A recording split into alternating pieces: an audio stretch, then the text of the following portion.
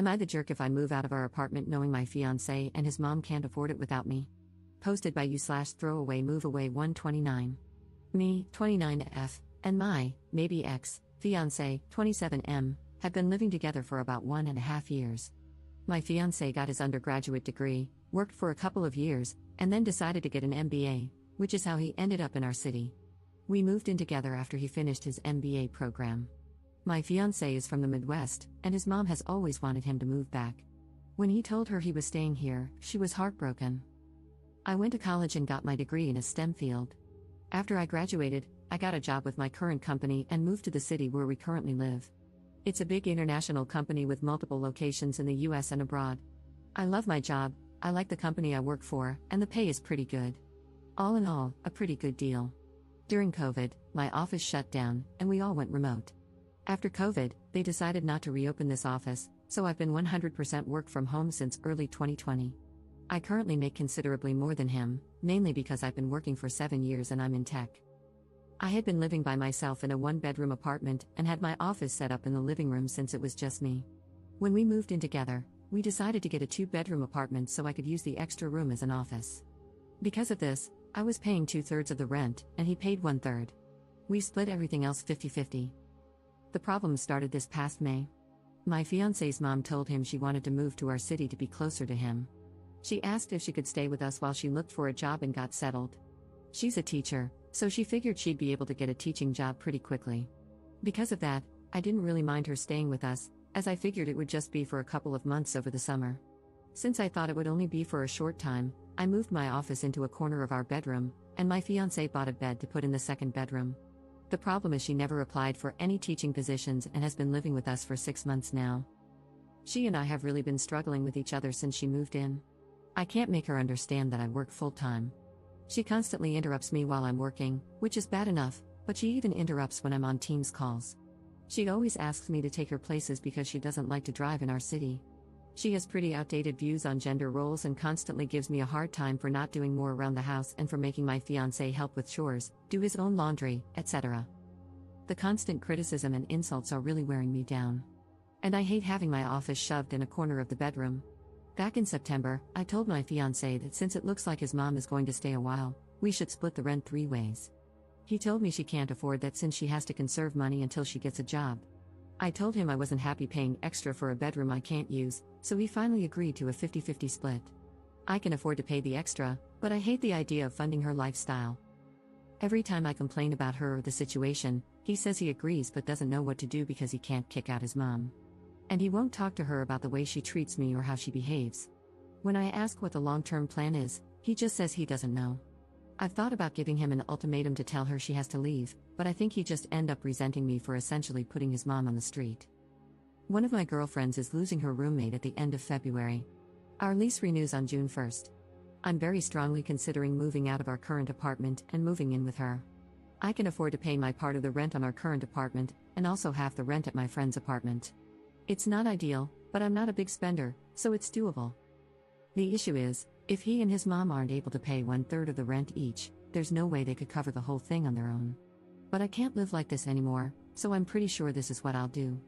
I just wanted to see if people thought I'd be the jerk for leaving them like this. Update 5 days later. I posted here last week about the situation I'm in, living with my soon-to-be ex-fiancé and his mom.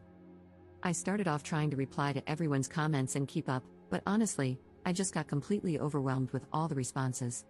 First off, I want to thank everyone for their feedback and comments, even the ones that were kind of harsh. Actually, probably especially the ones that were kind of harsh. I really needed some tough love to make me realize that I was letting my soon-to-be ex-fiancé and his mom take advantage of me. The more comments I read, the more pissed off I got. Honestly, I think I'm more pissed at myself for allowing this to happen and not advocating for myself more. This past weekend, I got my soon-to-be ex-fiancé alone so we could talk, which was actually harder than it should have been because his mom always tries to tag along when we do anything. Going through all the comments everyone left and the PMs people sent really helped me decide how to approach this. It also brought up a lot of good questions I should have thought of myself.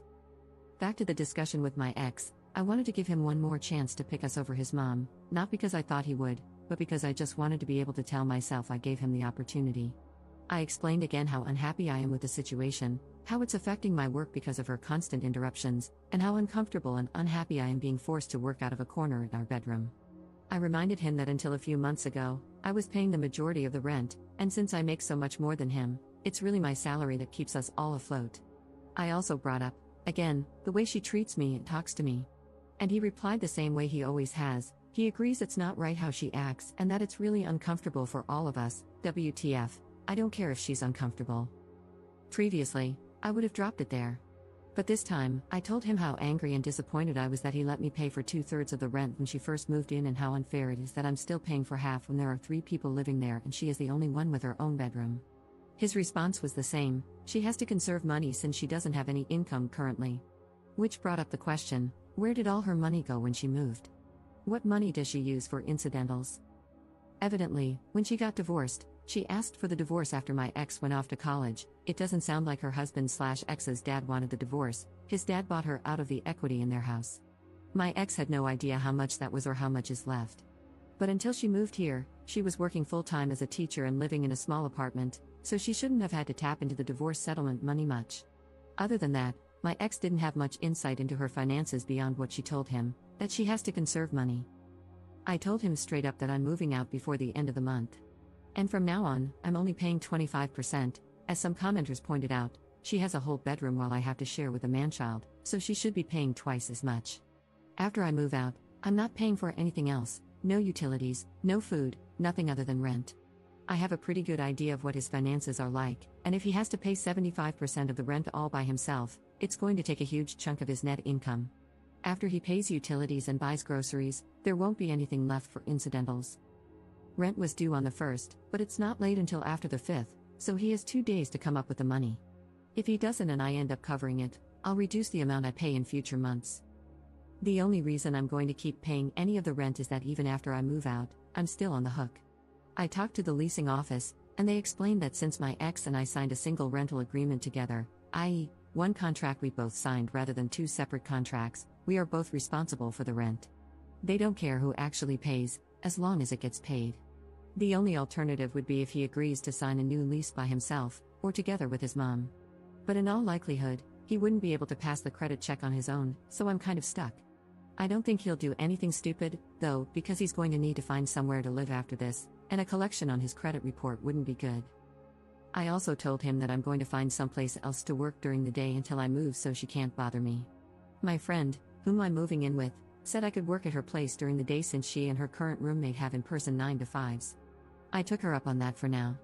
After living with his mom, I'm not about to overstay my welcome, so I'm going to find some other options to rotate through. Someone suggested checking out the public library, or if it comes to it, I'll get a membership at one of those WeWork type places. Just in case, I brought my important papers, files, and valuables, and my friend is storing them for me until I move in. He really didn't take it well.